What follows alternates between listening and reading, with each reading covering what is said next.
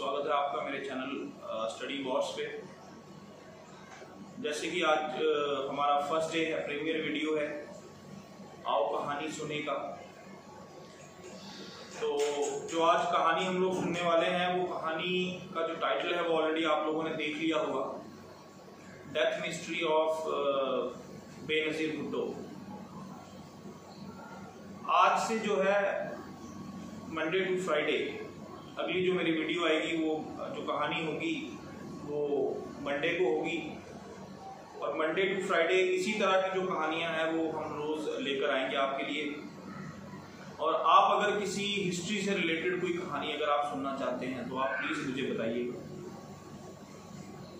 आज हम जो बात करने वाले हैं, आज की जो कहानी है वो कहानी है बहुत ही एक स्टाइलिश जो प्राइम मिनिस्टर पाकिस्तान की रही, बहुत ही सक्सेसफुल प्राइम मिनिस्टर रही पाकिस्तान की, और पहली जो लेडी प्राइम मिनिस्टर पाकिस्तान की बेनज़ीर भुट्टो जी, उनकी जो डेथ मिस्ट्री है वो पूरे वर्ल्ड के लिए एक मिस्ट्री जो है वो बनी हुई है।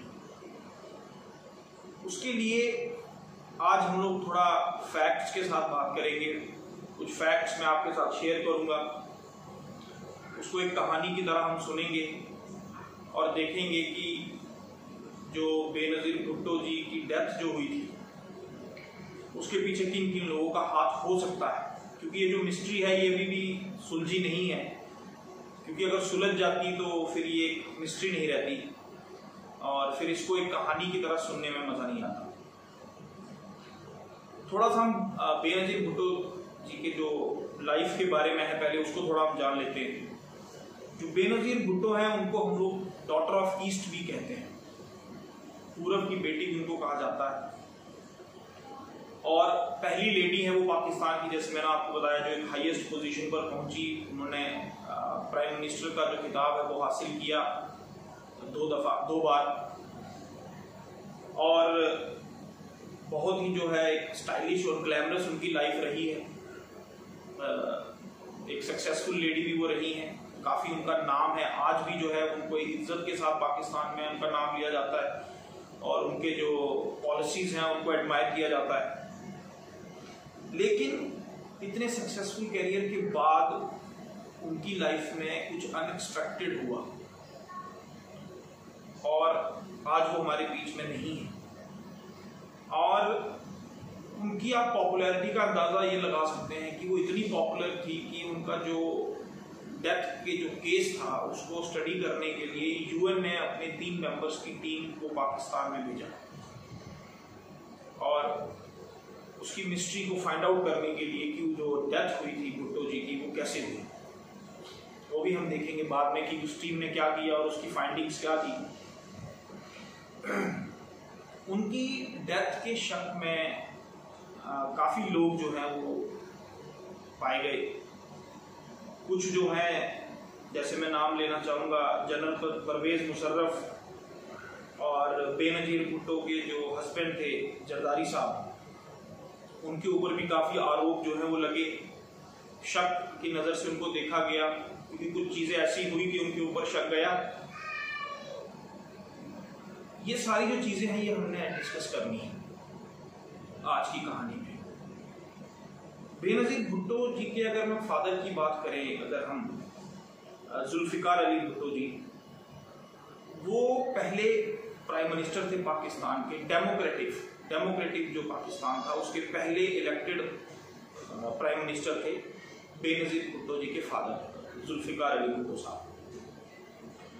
और जुल्फ़िकार अली भुट्टो साहब जो हैं, भुट्टो जो फैमिली है उनकी फैमिली में डेथ्स अगर हम देखें, अगर हम अभी बात करेंगे उनके परिवार के बारे में थोड़ी, तो एक मिस्ट्री जो है वो उनकी डेथ में, उनके फैमिलीज की जो डेथ है उनमें एक मिस्ट्री हमेशा आपको मिली।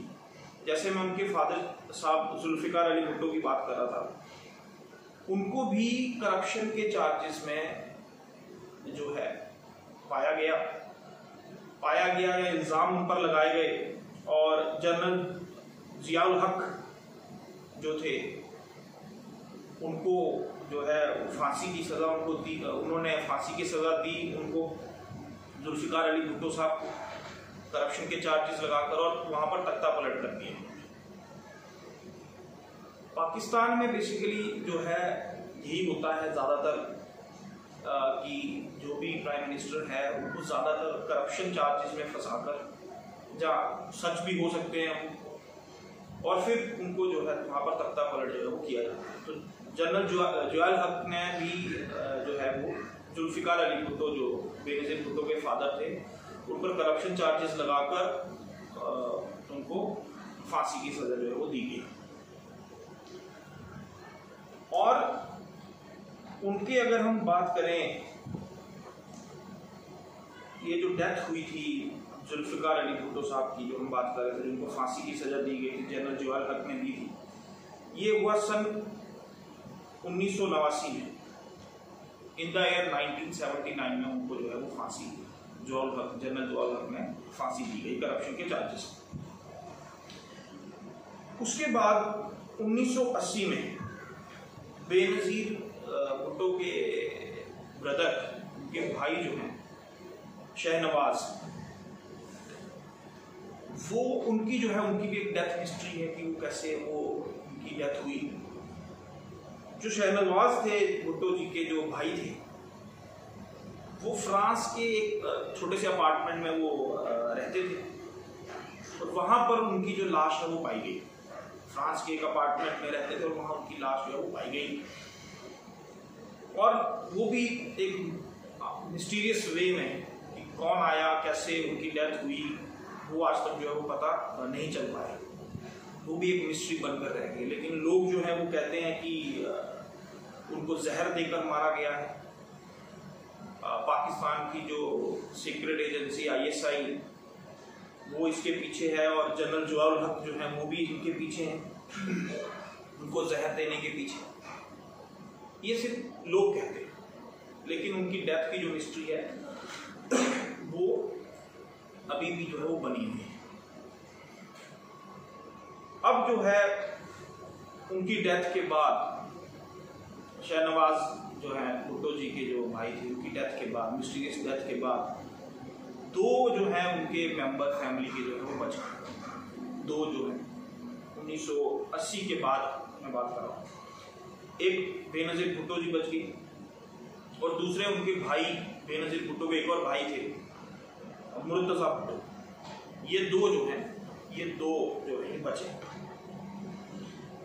फिर 1996 में 1996 में मुर्तज़ा भुट्टो जो है उनको भी कराची में गोली मारकर उनकी हत्या कर दी। 1996 में जो मुर्तज़ा हैं उनके भाई गोली मारकर उनको जो है वो कराची में उनकी जो है वो मौत हो गई। और उस समय जो है वो बेनज़ीर भुट्टो जो है वो प्राइम मिनिस्टर थे पाकिस्तान की, जिस समय उनकी हत्या गोली मारकर, और कहते हैं कि पुलिस ने जो है उनको गोली मारी। बेनज़ीर की जो मदर है, अब जो मुर्तज़ा है, जो मुर्तज़ा भुट्टो जो थे, उनके जो ब्रदर, उनकी जो डेथ हुई उसमें भी एक मिस्ट्री रही कि उनको जो गोली है वो क्यों मारी गई। अब इसके पीछे एक कहानी है। वो कहानी क्या है कि बेनज़ीर की जो मदर थी, बेनज़ीर भुट्टो जी की जो माँ थी, जो खाला थी नुसरत भुट्टो, वो हमेशा जो है वो मुर्तज़ा को वारिस मानती थी। जुल्फ़िकार अली भुट्टो वो मानती थी कि जुल्फ़िकार अली भुट्टो की जो संपत्ति है और उनका जो राजनीतिक जो कैरियर है उस पर जो है वो मुर्तज़ा भुट्टो का हक है। मुर्तज़ा भुट्टो को वो सारी चीज़ें जो है वो मिलनी चाहिए और पार्टी को भी वही उसी को चलाना चाहिए। ये उनकी माँ का कहना था, ये उनकी माँ का मानना था। और इसी के चलते बहन में और भाई में काफ़ी जो है वो एक तकरार जो है वो रहता था, एक बॉन्डिंग उनमें नहीं थी। अब कहते हैं लोग कि उसके लिए उन्होंने, भुट्टो जी ने अपने भाई को जो है वो हो सकता है कि जो है वो मरवा दिया। उसके बाद अगर हम बात करें बेनज़ीर भुट्टो की डेथ की, 27 दिसंबर 2007 को जो है वो बेनज़ीर भुट्टो की डेथ हो गई। ये मैं आपको भुट्टो जो परिवार है उनके डेथ मिस्ट्रीज है मैं आपको वो बता रहा हूँ। पहले जैसे मैंने आपको बताया उनके फादर जुल्फ़िकार अली भुट्टो जी को जवाब हक ने फांसी दे दी करप्शन चार्जेस में। फिर शहनवाज को जो है वो अपार्टमेंट में पॉइजन देकर कहते हैं लोग मार दिया गया, उसमें भी जनरल जवाब हक का और ISI का हाथ था। उसके बाद मुर्तज़ा जो है उनको गोली मारकर मार दिया गया। और बेनज़ीर भुट्टो का तो हम सबको पता है कि उनकी जो डेथ है वो किस तरह से जो है वो हुई, वो हम डिस्कस भी करेंगे अगर आप में से किसी को नहीं पता है। 27 दिसंबर 2007 को उनकी जो है वो डेथ हो गई। अब हम थोड़ा सा इसमें डिटेल में अगर हम थोड़ा जाएं तो हम ये देखते हैं कि जो बेनज़ीर भुट्टो हैं वो पॉलिटिक्स में कब आए। जब जुल्फ़िकार अली भुट्टो जो उनके फादर हैं, जब उनकी डेथ हुई तो उसके बाद इमीडिएटली जो है वो बेनज़ीर भुट्टो पॉलिटिक्स में आ गई और आने के बाद वो जीत भी गई। और उनके अगर हम टर्म्स की बात करें कि कब से लेकर कब तक वो जो है वो रही, पहला जो टर्म था उनका प्राइम मिनिस्टरशिप का 1988 से लेकर 1990 तक, 1988 से लेकर 1990 तक, 2 साल तक। पहली जो है वो फर्स्ट जो उनका टेन्योर था प्राइम मिनिस्टर का वो ये था 1988 से लेकर 1990। अब एक चीज़ जो है मैं आपको थोड़ा पाकिस्तान की हिस्ट्री के बारे में ही बता देता हूँ। पाकिस्तान में अब तक ऐसा कोई प्राइम मिनिस्टर नहीं है जिसने अपना 5 साल का जो टेन्योर है वो पूरा किया।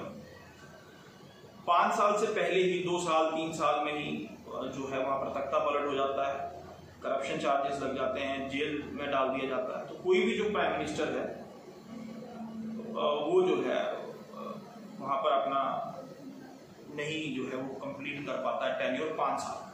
तो पहला जो भुट्टो जी का रहा टेन्योर प्राइम मिनिस्टरशिप का 1988 से लेकर 1990 तक, 2 साल का ये रहा।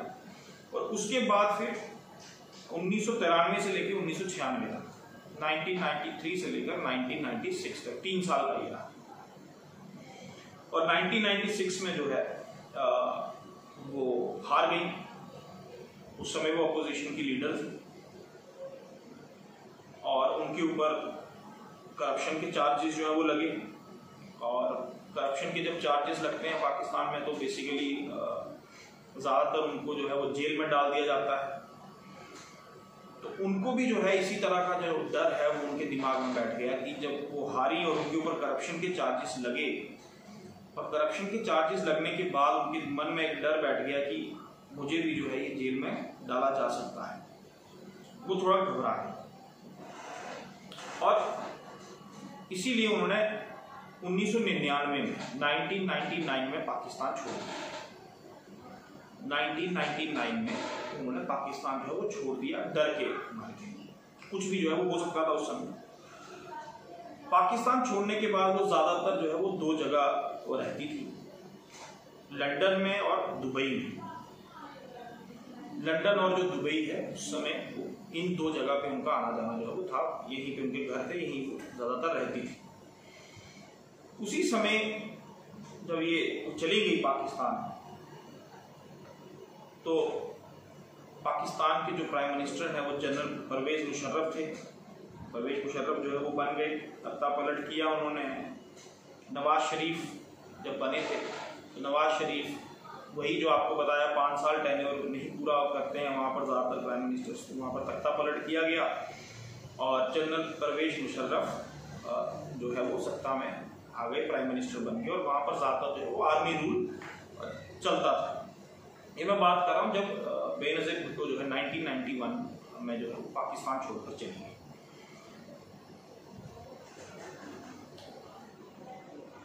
उसके बाद जो है लोगों ने ये बोलना शुरू किया, वहाँ के जो लोकल लोग हैं पाकिस्तान के, कि पाकिस्तान में जो है वो इलेक्शन फिर से होना चाहिए। इलेक्शन क्योंकि जो रूलिंग थे वहाँ पर परवेज मुशर्रफ, तो वो आर्मी का रूल वहाँ पर चला रहे थे। तो लोग जो है वो परेशान हुए और उन्होंने ये कहा कि यहाँ पर जो है वो फिर से इलेक्शन जो है वो होने चाहिए। अब अगर हम बात करें इलेक्शन के लिए वहाँ पर पार्टीज का होना भी ज़रूरी था। पार्टीज जो वहाँ पर थी बेसिकली वहाँ पर 2 या 3 जो वहाँ पार्टीज हैं वो थी। एक पार्टी जो है वो इमरान खान की पार्टी थी, वहाँ पर पार्टी का नाम था तहरीक इंसाफ पार्टी, इमरान खान की पार्टी। दूसरी जो है वो नवाज शरीफ की पार्टी थी, मुस्लिम लीग। और तीसरी बेनज़ीर भुट्टो की पाकिस्तान पीपल्स पार्टी किसको बोलते हैं, PPP जो है। ये 3 जो पार्टीज थी ये वहाँ पर थी। तो लोगों के दबाव के कारण जो है कि लोग चाहते थे कि इलेक्शन हो, वहाँ पर फिर से जो है वो चुना जाए, वहाँ पर जो भी प्रेसिडेंट हो या प्राइम मिनिस्टर, और एक नई जो सत्ता है वहाँ पर आए। तो मुशर्रफ ने भी जो है वो अनाउंस कर दिया कि पाकिस्तान में इलेक्शन होंगे, और इलेक्शन उन्होंने अनाउंस किए जनवरी 2008 में, कि जनवरी 2008 में इलेक्शंस पाकिस्तान में किए जाएंगे और इलेक्शन जो है वो होंगे। और उन्होंने इलेक्शन जब अनाउंस किया कि इलेक्शंस होंगे यहाँ पर, तो उन्होंने बेनज़ीर भुट्टो को भी मैसेज किया और न्योता दिया कि आप भी जो है वो इलेक्शंस में आ सकती हैं, पार्टिसिपेट कर सकती हैं आपकी पार्टी के थ्रू, और आपके ऊपर कोई भी जो है एक्शन वो नहीं लिया जाएगा, आपको अरेस्ट नहीं किया जाएगा। और उन्होंने जो है वो डिसाइड किया कि वो आएंगे, ये उन्होंने डिसाइड किया। सो जनवरी 2008 में इलेक्शंस की घोषणा जो है वो कर दी गई कि होंगे। तब सितंबर 2007 में जब बेनज़ीर भुट्टो US में थी, लंदन से वो US गई थी, तो उनको जो है जनरल परवेज मुशर्रफ का एक कॉल आया, और ये ऑफिशियली रिकॉर्ड में है। जो बेनज़ीर भुट्टो के साथ जो उनके कंसल्टेंट जो सिक्योरिटी रहते थे, उन्होंने बताया कि ये कॉल आने के बाद मैडम ने हमसे ये जो डिस्कशन है की। अब वो कॉल क्या था, कॉल किसका आया? कॉल आया जनरल परवेज मुशर्रफ का, और उन्होंने उनको धमकाया और उनको ये बोला कि आप पाकिस्तान में वापस ना आए, एक उनको धमकी। और कॉल खत्म होने के बाद जो है वो बेनज़ीर भुट्टो ने अपने जो कंसल्टेंट थे, जो उनके साथ थे, उनके साथ ये बात डिस्कस की कि ऐसे ऐसे मुझे जो कॉल है वो आया। लेकिन उन्होंने इस बात को इग्नोर किया और उन्होंने ये डिसाइड किया कि वो पाकिस्तान वापस आएंगे और इलेक्शन में पार्टिसिपेट करेंगे। और उन्होंने ये डिसाइड किया कि वो 18 अक्टूबर 2007 को पाकिस्तान वापस आएंगे। 18 अक्टूबर 2007 को रिकॉर्ड्स में ये सारा वापस आएंगे। 16 अक्टूबर 2007, 18 को उन्होंने वापस आना था पाकिस्तान। 16 अक्टूबर 2007 को उन्होंने जनरल परवेज मुशर्रफ साहब को एक ईमेल किया। उस ईमेल में उन्होंने क्या लिखा? उस ईमेल में उन्होंने ये लिखा कि मेरी जान को खतरा है, तो मैं जब भी पाकिस्तान आऊंगी आप मेरी जो सिक्योरिटी है वो एक अच्छे लेवल की सिक्योरिटी का बंदोबस्त आप कीजिएगा, क्योंकि मेरी जान को जो है वो थ्रेट्स है। क्योंकि कुछ भी लोग जो हैं वो उनको मार देना चाहते हैं, उनको नहीं चाहते कि वो वापस आए। अब उसमें उन्होंने 4 लोगों के नाम लिए जिनसे उनको खतरा था। उस मेल में उन्होंने ये मेंशन किया। तो 4 लोग जो हैं उनके नाम मैं आपको बता देता हूँ। पहला जो नाम है वो है इजाज शाह। ये चीफ ऑफ ISI है उस समय की बात कर रहा हूँ। इजाज शाह जो है चीफ ऑफ ISI। दूसरे जो थे वो थे चौधरी परवेश इलाही, ये ex-CM पंजाब के थे उस समय। अरबाज गुलाम आदिब सिंध के CM थी। और चौथा नाम उन्होंने लिया हामिद गुल, और ये भी ISI के एक्स जो चीफ हैं ये। तो ये उन्होंने उस मेल में मेंशन किया जनरल परवेज मुशर्रफ को कि मुझे इन लोगों से जो है ये थ्रेट्स हैं, इनसे मुझे जो थोड़ा खतरा है, तो इनके लिए आप प्लीज थोड़ा वो कीजिए।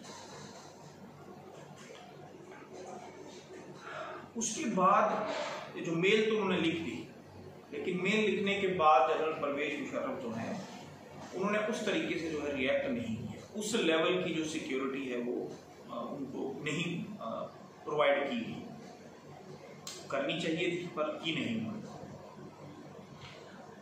अब उनको और क्यों ज्यादा जो है वो सिक्योरिटी की क्यों जरूरत थी भुट्टो जी को? उस समय क्या था, पाकिस्तान में थोड़ा प्रॉब्लम चल रहा था। तालिबान और अल-कायदा के जो लड़ाकू थे, लड़ाके थे तालिबान के, उनके बीच में जो है वो कुछ कन्फ्लिक्ट जो है वो चल रहा है। और ये लड़ते लड़ते एक पाकिस्तान में जगह है स्वात घाटी, वहां ये पहुंच गए।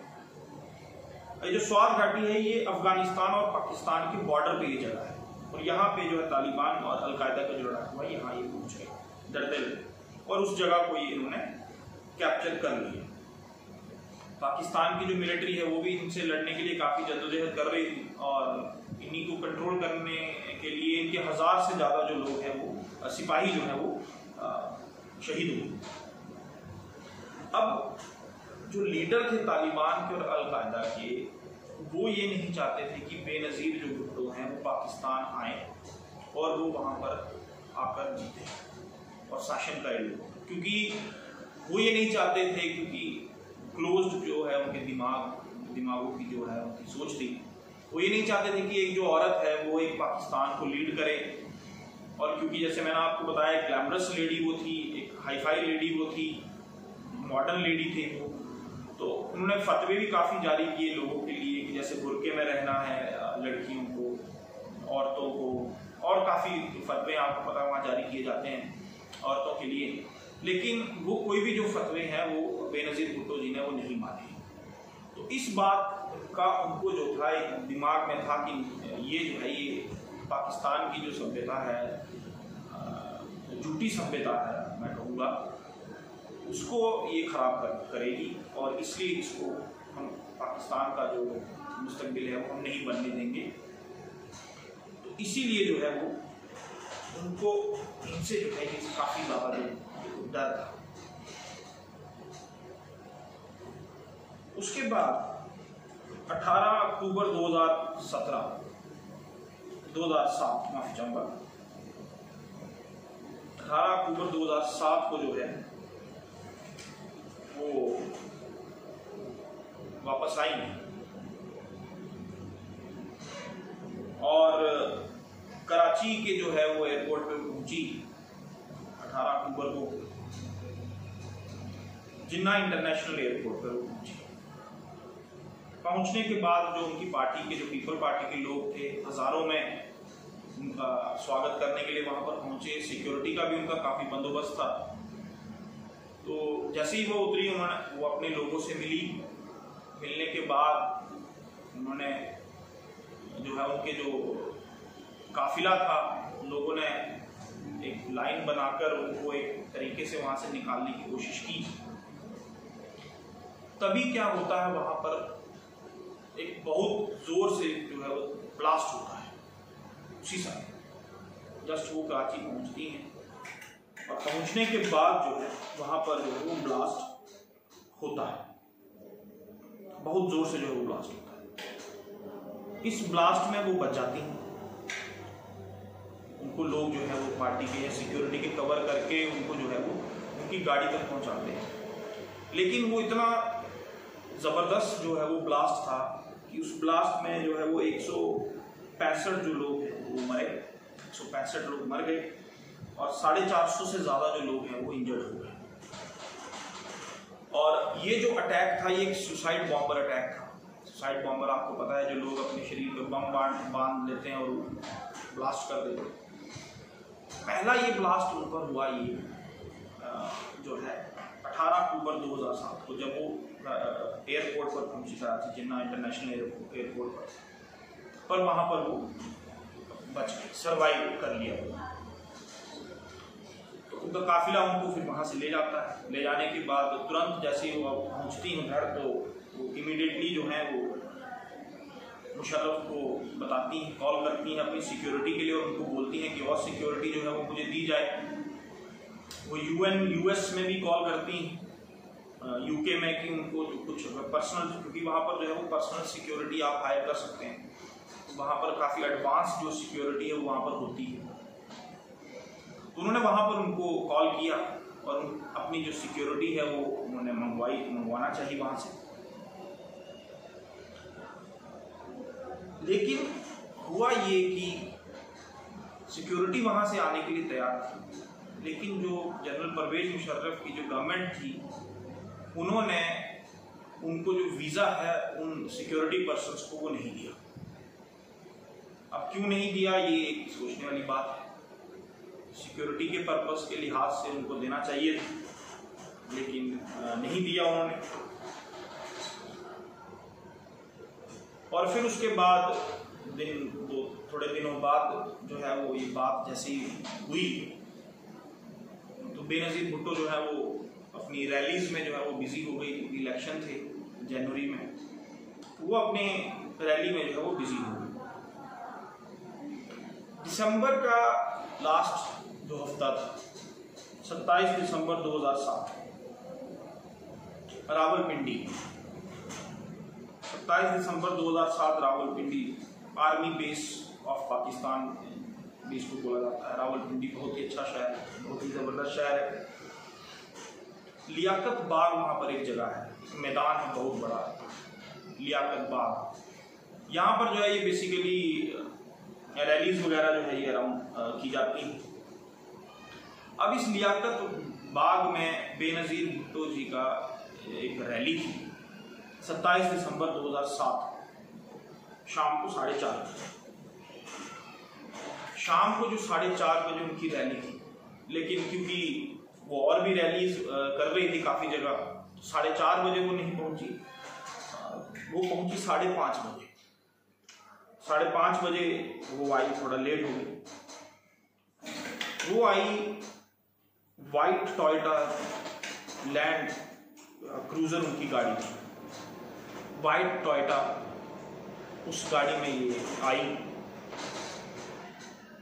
अपनी सिक्योरिटी के साथ, पूरी सिक्योरिटी के साथ वहाँ पहुँची और साथ में रावलपिंडी की जो लोकल पुलिस थी वो भी थी।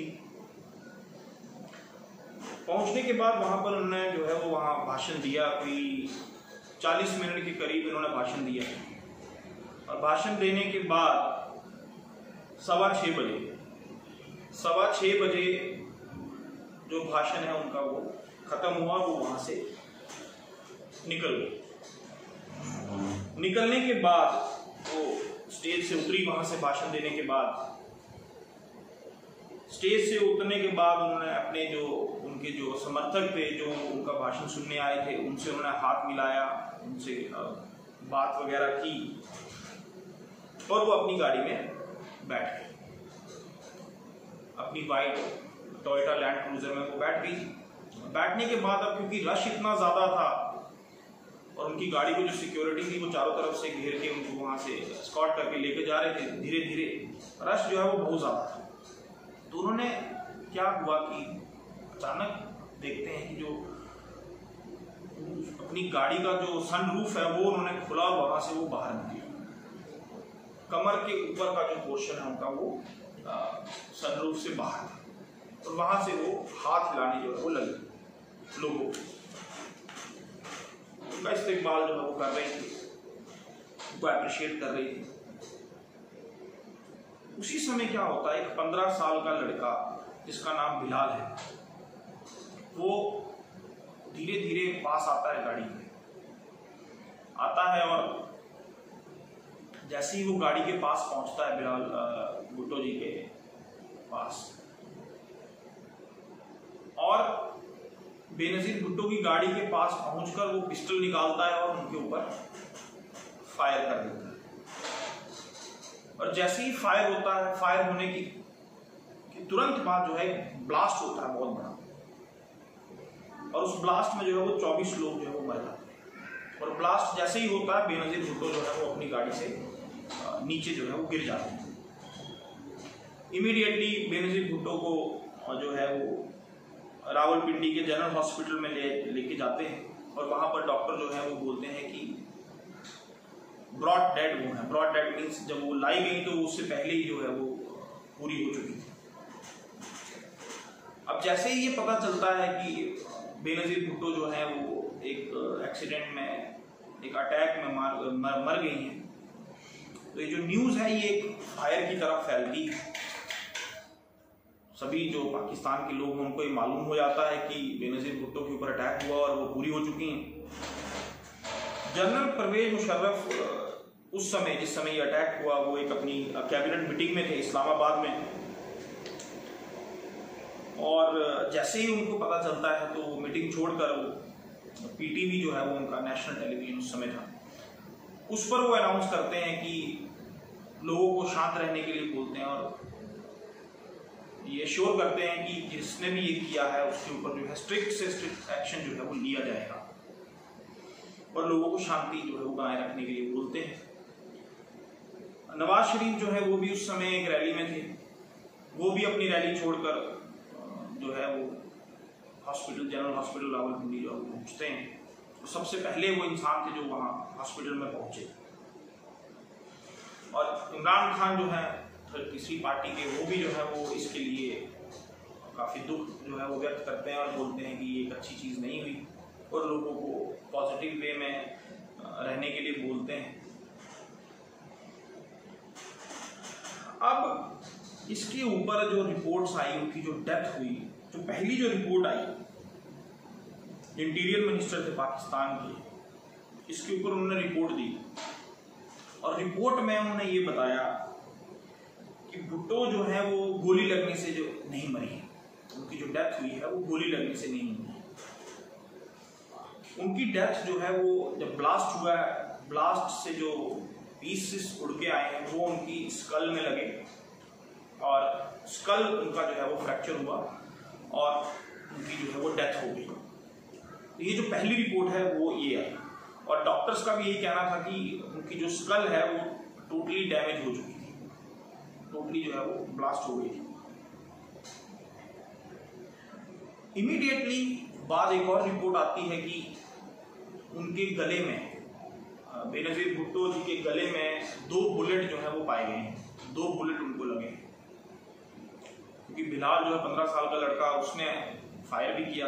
दूसरी जो रिपोर्ट इमीडिएटली उसके बाद आती है कि 2 बुलेट जो हैं वो उनके नेक में जो है वो पाए गए।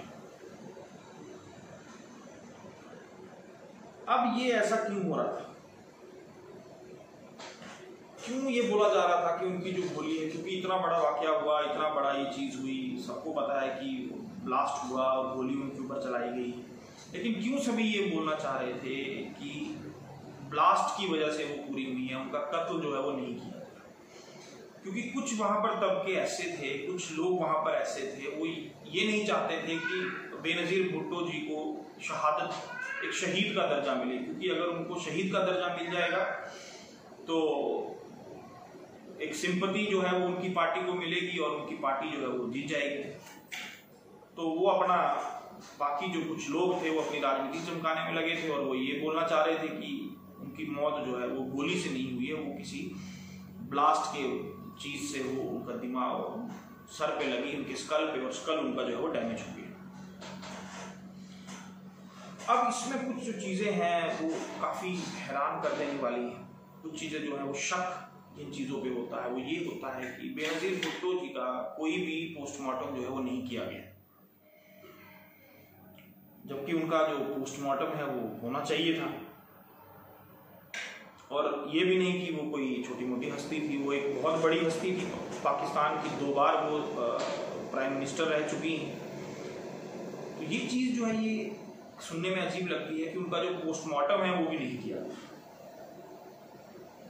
और किसी को जो है ये आज तक पता नहीं चला कि उनकी जो डेथ है वो हुई कैसे थी, गोली लगने से हुई थी या फिर जो ब्लास्ट हुआ उसके सर में लगने से हुई थी, या उनका हार्ट अटैक हो गया साउंड की वजह से, क्योंकि उनका पोस्टमार्टम ही नहीं हुआ। ना कोई पुलिस डिपार्टमेंट आगे आया इसके लिए, ना कोई पॉलिटिकल पार्टी ने इसके लिए जोर दिया कि उनका जो पोस्टमार्टम है वो किया जाए।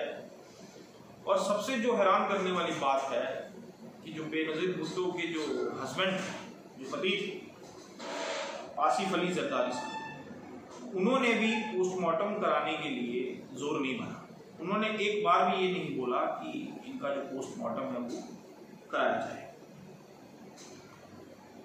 इमीडिएटली जब उनकी डेथ हुई हॉस्पिटल में तो इमीडिएटली उनको जो है वो लंकाना लेके जाया गया अपना जो है, और अगले ही दिन जो है 28 दिसंबर 2007 को उनको दफना दिया गया। कोई पोस्टमार्टम जो है वो उनका नहीं किया गया। अब इसमें वही जो सोचने वाली बात है कि क्यों किसी पॉलिटिकल पार्टी ने पोस्टमार्टम नहीं कराया। जहाँ तक कि उनके जो पति हैं आसिफ अली जरदारी साहब, उन्होंने भी पोस्टमार्टम नहीं करवाया। तो ऐसा क्यों किया उन्होंने, क्यों नहीं करवाया? खैर इलेक्शंस हुए वहाँ पर, उनकी डेथ के बाद भी पीपल्स पार्टी जीती और आसिफ अली जरदारी जी को जो है वो प्राइम मिनिस्टर बनाया गया। और जब वो प्राइम मिनिस्टर बने तो पाकिस्तान के जो लोग हैं उनका कहना था कि इसके पीछे आसिफ अली जरदारी हैं, क्योंकि उन्हीं को सबसे ज़्यादा फायदा पहुंचेगा उनकी बेगम की मौत से, उनकी प्राइम मिनिस्टर वो बनाए गए। हालांकि जरदारी ने अपने बेटे जो 19 साल के से थे उस समय, बिलावल जरदारी, उनको अपनी पार्टी पीपल पार्टी का प्रेसिडेंट बना दिया। लेकिन शक जो है वो एक वहाँ पर लोगों में हो गया कि बेनज़ीर भुट्टो की मौत का सबसे ज़्यादा फायदा जो है वो जरदारी को हुआ। और जो रेपुटेशन है आसिफ अली जरदारी की पाकिस्तान में, वो भी कुछ ठीक नहीं है, वो भी बहुत नेगेटिव है लोगों में। मिस्टर 10% के नाम से उनको जो लोग हैं वो वहाँ कहते हैं, वो इसलिए कहते हैं क्योंकि कोई भी काम अगर आप उनसे करवाएंगे तो 10% जो है वो कमीशन लेते हैं। तो जो रेपुटेशन है उनकी, वो भी जो है वहाँ पाकिस्तान में ठीक नहीं। तो शक जो है वो उन पर भी थोड़ा जो हो जाता है, और परवेज मुशर्रफ पर भी जाता है क्योंकि पोस्टमार्टम उन्होंने नहीं करवाया, सिक्योरिटी जो है वो उनको नहीं दी गई, उनके कहने के बावजूद कि उनकी जान को जो है वो खतरा है। लेकिन जब आवाज़ लोगों की उठने लगी पाकिस्तान में कि इसके ऊपर जो है वो इंक्वायरी होनी चाहिए, तो इस पर जो यूएन है, यूनाइटेड नेशन, वो सामने आया। यूनाइटेड नेशन ने क्या किया, 16 जुलाई 2009 को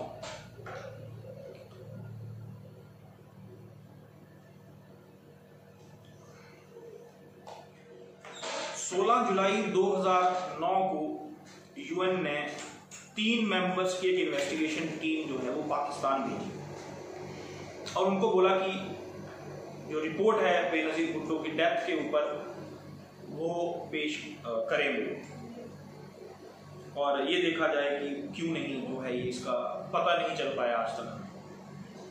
टीम गई 3 मेंबर्स की, उन्होंने इन्वेस्टिगेशन की और इन्वेस्टिगेशन में उन्होंने अपनी जो रिपोर्ट है वो दी। वो रिपोर्ट क्या थी वो मैं आपके सामने शेयर कर देता हूँ। पहली चीज़ जो है वो उन्होंने ये कही कि पोस्टमार्टम जो है उनकी डेथ का वो क्यों नहीं किया गया उनकी बॉडी का, जो कि करना चाहिए था, बहुत ज़रूरी था, क्योंकि उसी से जो है वो पता चलता कि क्या जो है रीज़न उनकी डेथ का है। और इसके लिए उन्होंने आसिफ अली जरदारी जो है उनके हस्बैंड, उनको उन्होंने कसूरवार ठहराया। दूसरी जो उनकी रिपोर्ट में चीज़ थी, उन्होंने ये बोला कि किसी भी नतीजे तक पहुंचने के लिए लोगों से बात करना, उनकी इंक्वायरी करना जो है वो बहुत ज़रूरी है, बहुत इम्पॉर्टेंट है। और जो पाकिस्तान की जो गवर्नमेंट है, पाकिस्तान की गवर्नमेंट ने क्या किया कि उन लोगों को अलाउ ही नहीं किया उनसे जो है इंटेरोगेशन करने के लिए, इन्वेस्टिगेशन करने के लिए। और उस समय सत्ता में जो है वो जरदारी साहब थे, जरदारी साहब ने अलाउ नहीं किया उनको बिल्कुल। तो फिर से जो शक है वो जरदारी पर जाता है। तीसरी चीज़ जो सामने आई वो ये आई कि जो सीन ऑफ क्राइम था, जहाँ पर ये क्राइम हुआ, जहाँ पर ये अटैक हुआ, उसके जो सबूत थे वो मिटा दिए गए थे। बहुत जल्दी जो है वो सबूत मिटाए गए। जनरल जो है परवेज मुशर्रफ को भी इसके लिए पिन पॉइंट किया गया, क्योंकि उस समय वही थे प्राइम मिनिस्टर, तो उनको भी जो है वो पिन पॉइंट किया गया कि जनरल परवेज मुशर्रफ ने क्यों इतनी जल्दी जो सबूत हैं वो सीन ऑफ क्राइम जो है साफ कर दिया उन्होंने। लेकिन वो हमेशा जो है वो परवेज मुशर्रफ इसको डिनाई करते रहे। उसके बाद तहरीक तालिबान पाकिस्तान जो है, तहरीक तालिबान, उसको भी जो है वो पिन पॉइंट किया गया इसके ऊपर, क्योंकि उन्होंने फतवा जारी किया था बेनज़ीर भुट्टो के खिलाफ। एक फतवा जारी किया था बैतुल्लाह मसूद ने जो है फतवा जारी किया था तहरीक तालिबान पाकिस्तान के, इसके खिलाफ, बेनज़ीर भुट्टो के खिलाफ। लेकिन फतवा जारी करने के तुरंत 2 दिन बाद उन्होंने ये तहरीक तालिबान पाकिस्तान ने कहा कि हम लोग जो है वो इसके पीछे नहीं। उन्होंने भी जो है वो अपने हाथ खड़े कर लिए। उसके बाद मुस्तफ़ा अबू अली अजीद, ये जो है कमांडर है अलकायदा, उन्होंने जो है ये कहा था पाकिस्तानी मीडिया पर एक दिन कि जो बेनज़ीर भुट्टो हैं वो अलकायदा नंबर 2 अल जवाहर के कहने पर जो है वो उनका कत्ल जो है वो किया गया है। अब जो मुस्तफ़ा अबू अली अजीद हैं अलकायदा के कमांडर, उन्होंने इसको माना, इसको एक्सेप्ट किया कि बेनज़ीर भुट्टो की जो डेथ हुई है उसके पीछे हमारा हाथ है। अलकायदा नंबर 2 के ये थे Al Zawahiri, Osama bin Laden के बाद जो आते हैं। उसके बाद जो इन्वेस्टिगेशंस हैं वो पाकिस्तान में भी चलाई गई, और पाकिस्तान में इसलिए चलाई गई क्योंकि जो वर्ल्ड है, जो विश्व है, उसका एक प्रेशर था कि चलाई जाए। और इनिशियली जो पुलिस की इन्वेस्टिगेशन हुई, उन्होंने ये कहा कि जो गोली चलाई गई थी 15 साल का जो था बिलाल, और जो सिक्योरिटी थी उसके चारों तरफ, वो बहुत ही ज़्यादा कैजुअल सिक्योरिटी थी। इसकी अगर आप वीडियो देखें, ऑनलाइन अवेलेबल है, उसमें आप ये देखेंगे कि जब गोली चलाई 15 साल के बिलाल ने, तो ये जो सिक्योरिटी होती है ये बहुत ही एडवांस सिक्योरिटी होती है। उनको ये था कि उनको चाहिए था कवर कर लिया जाए बेनज़ीर को पूरा, जहाँ फिर जिसने अटैक किया है प्रॉपरली जो है उसको किया जाता है। लेकिन वीडियोस में ये देखा गया, तो क्योंकि वहाँ पे मीडिया भी थी बहुत सारी, तो उनके रिकॉर्ड में था ये, तो वीडियो में ये देखा गया कि जो उनकी सिक्योरिटी थी, कुछ जो लोग थे वो अपनी जगह बैठ गए, कुछ जो लोग थे वो दूर भाग गए वहाँ से जो पॉइंट था जहाँ फायर हुआ, जबकि उनको बेनज़ीर जी को कवर करना चाहिए था। इसमें भी जो है वो कुछ सीनियर और जूनियर जो लोग हैं सिक्योरिटी के, वो पाए गए और उनको सजा जो है वो इसकी दी गई।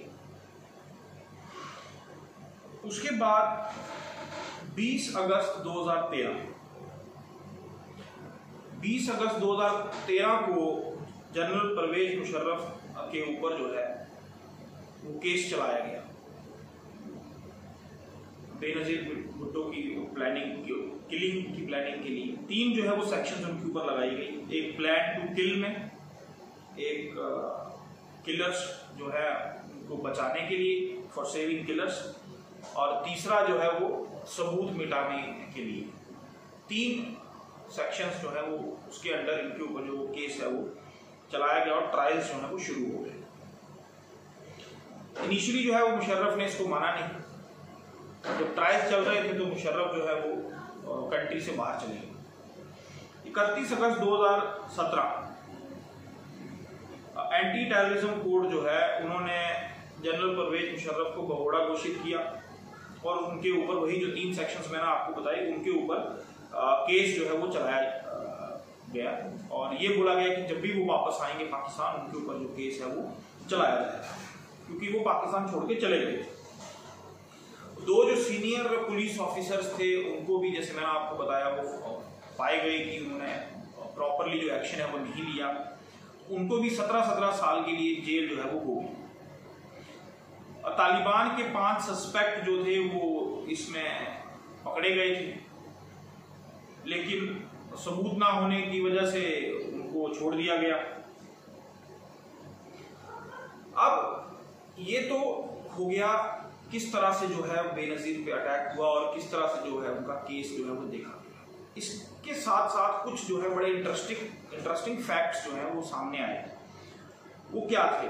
चौधरी जुल्फ़िकार जो है, चौधरी जुल्फ़िकार ये बेनज़ीर भुट्टो के एडवोकेट थे और बहुत माने हुए जो है पाकिस्तान में इनका जो बहुत नाम था, बहुत माने हुए एडवोकेट जो है ये थे। 2013 के करीब जब केस चल रहा था मुशर्रफ पे, तो उस समय जो है वो चौधरी जुल्फ़िकार जी ने ये कहा कि केस जो है वो उसकी ख़त्म करने के बहुत क्लोज आ चुके हैं, उनके पास कुछ ऐसे सबूत आ चुके हैं कि जो केस है वो बहुत जल्दी ख़त्म हो जाएगा।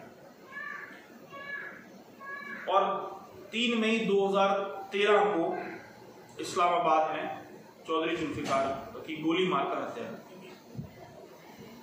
तो ये चीज़ जो है, ये चीज़ देखिए आप, इसमें भी एक जो है सोचने वाली बात है कि जब केस खत्म होने पर वो पहुंचे तो उनकी जो है वो गोली मारकर हत्या कर दी गई। अब इसमें क्या था, काफ़ी इंटरनेशनल एजेंसीज जो थी वो भी इसमें इन्वॉल्व थी, इस केस को लेकर वो जो है इन्वेस्टिगेशन कर रही थी। और 27 दिसंबर 2007 को जब अटैक हुआ उनके ऊपर सुसाइड बॉम्बर्स का, तो कुछ इंटरेस्टिंग फैक्ट्स जो है वो सामने आए। वो इंटरेस्टिंग फैक्ट्स जो थे वो क्या थे? उन्होंने ये देखा कि जो बिलाल था, जिस 15 साल का लड़का जिसने गोली मारी थी, जब इन्वेस्टिगेशन की उन्होंने तो उनको ये पता चला कि बिलाल की जो है वो बैकअप रखा हुआ था कि अगर बिलाल फेल हो जाएगा तो उसके बाद क्या। एक लड़का था इकरमुल्ला जो था वो दूसरे नंबर का लड़का था कि अगर बिलाल फेल हो जाएगा, गोली नहीं चला पाएगा, तो इकरमुल्ला जो है वो उसके बाद अटैक जो है वो करेगा। और अगर इकरमुल्ला फेल हो जाएगा तो तीसरा ऑप्शन भी उन्होंने रखा था जिसका नाम था सईद। तो 3 जो है उन्होंने बैकअप रखे, बिलाल, और उसके बाद अगर बिलाल नहीं कर पाएगा तो इकरमुल्ला, और इकरमुल्ला नहीं कर पाएगा तो सईद। लेकिन बिलाल ने जो है वो गोली चला दी तो इन दोनों का काम हुआ नहीं, उनका कोई जरूरत नहीं पड़ी उनको। कुछ समय बाद जो है वो पाकिस्तानी गवर्नमेंट ये बोलती है कि जो इकरमुल्ला है वो आर्मी के एनकाउंटर में, पाकिस्तानी आर्मी एनकाउंटर में जो है वो मारा गया है। लेकिन अगस्त 2017 में पाकिस्तान ने मोस्ट वांटेड टेररिस्ट्स की एक 28 पन्नों की एक लिस्ट इशू की, और उस लिस्ट में 9वें नंबर पर जिस मोस्ट वांटेड टेररिस्ट का नाम था, उसका नाम था इकरमुल्ला। और ये वही इकरमुल्ला था जिसने जो इस प्लान में बेनज़ीर भुट्टो की किलिंग में जो शामिल था। इस पर जो है वो पाकिस्तानी गवर्नमेंट पर शक जाता है। और इकरमुल्ला जो है वो उस समय ईस्टर्न पार्ट ऑफ जो पाकिस्तान है वहाँ रह रहा है, और 9 नंबर पे उसका नाम था। तो ये सारी जो चीज़ें हैं, ये हमें जो हमने बात की बेनज़ीर भुट्टो जी के बारे में, उनकी जो डेथ थी उनके बारे में हमने बात की। कुछ जो मेन चीज़ें हैं, जैसे उनका पोस्टमार्टम जो है वो नहीं किया गया, किस तरह उनकी जो डेथ हुई है वो पता नहीं चल पाया। US UK की जो रिपोर्ट्स हैं वो ISI और अल-कायदा जो है उनको बोलती हैं कि उनका ही हाथ है इसके पीछे, उनकी जो रिपोर्ट्स हैं। आसिफ अली जरदारी जो है उनके खिलाफ सबूत नहीं मिले कि वो हैं इनके पीछे। जनरल परवेज मुशर्रफ को जो है वो एक्यूज माना गया, इसमें कोर्ट के ट्रायल चलाए गए, लेकिन जब वो आएंगे तब वो चलेगा। और कुछ पुलिस वालों को इसमें जो है सजा भी दी गई। लेकिन अगर हम बात करें इस पूरे केस मिस्ट्री की, जो डेथ मिस्ट्री है, तो उसमें हम ये देखेंगे कि जो सही जो गुनहगार है वो नहीं पाया गया। तो आज की ये कहानी थी हमारी। आप कहानी सुने में death mystery of Benazir Bhutto. अगली कहानी लेकर हम पेश होंगे मंडे को, सोमवार को। तब तक के लिए आप घर पे रहिए, स्वस्थ रहिए, खुश रहिए, और हमारे चैनल को आप लाइक कीजिए, सब्सक्राइब कीजिए और शेयर कीजिए। और अगर आप इसी तरह की कोई इतिहास से जुड़ी हुई कोई कहानी अगर आप सुनना चाहते हैं तो मुझे कमेंट सेक्शन में आप ज़रूर मेंशन करें। तब तक के लिए धन्यवाद।